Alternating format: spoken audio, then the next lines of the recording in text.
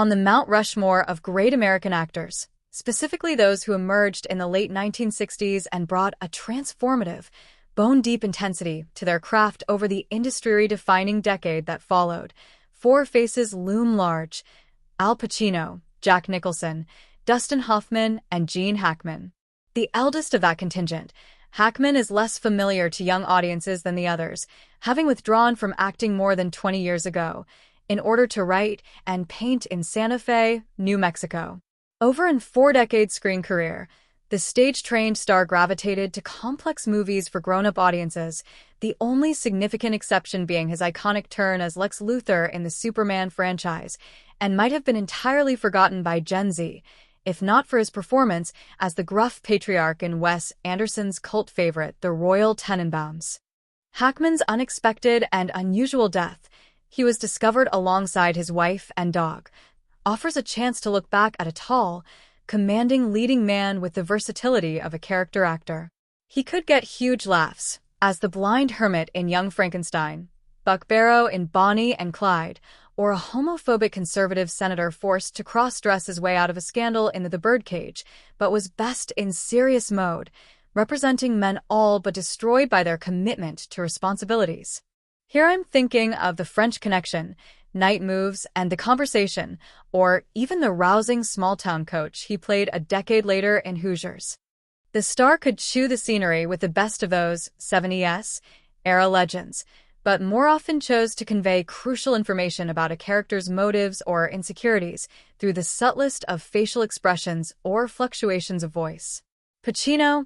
opposite whose freewheeling drifter he played a supportive pal in Scarecrow, and Hoffman, who shared an apartment with Hackman during their early New York years, respected the hell out of a sensitive and thoughtful soul who embodied some of the most ferocious and self-destructively obsessive characters in modern cinema, from Jimmy Popeye Doyle, the monomaniacal French Connection cop who gets hooked on heroin in its even more extreme sequel, to the power-drunk frontier sheriff Little Bill in Unforgiven, 1992. He won Oscars for those two movies, but was equally commanding as the apocalyptic submarine captain in Crimson Tide and corrupt Secretary of Defense in No Way Out,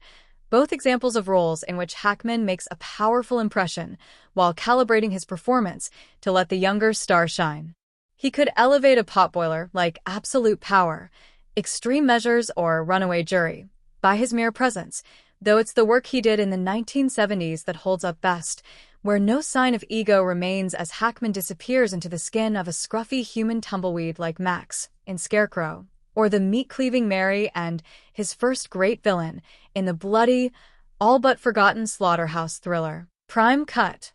Hackman and the rest of his generation of actors were kids when their version of the atomic bomb dropped, not the thermonuclear weapon developed by the J. Robert Oppenheimer and company, but the seismic impact that Marlon Brando made doing A Streetcar Named Desire on Broadway, then a few years later on film. Everyone who came after, from James Dean to Warren Beatty to the four living legends I floated, was influenced by Brando. And yet, I've long felt that Hackman's career-defining role as surveillance wizard Harry Caul in Francis Ford Coppola's Cannes-winning masterpiece, The Conversation, matches the performance Brando gave 2 years earlier in The Godfather.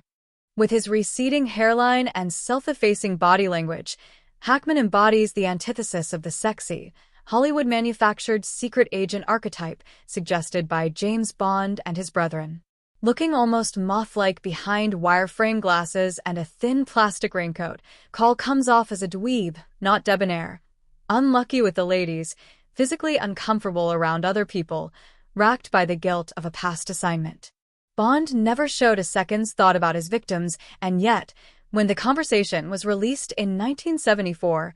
2 years after the Watergate break-in, Hackman laid bare the conscience of a tormented functionary in a far larger conspiracy. Film editor Walter Murch developed his own sense of his craft around the realization that many of the cuts in that movie occurred at moments when Hackman's character blinks. Though The Conversation is Coppola's quietest, eavesdropping on the eavesdropper and observing Caul's all-consuming desire to understand and eventually intervene in an ambiguous still-to-be-perpetrated assassination, Hackman's flop-sweat anti-hero represented the human cost of moral compromise.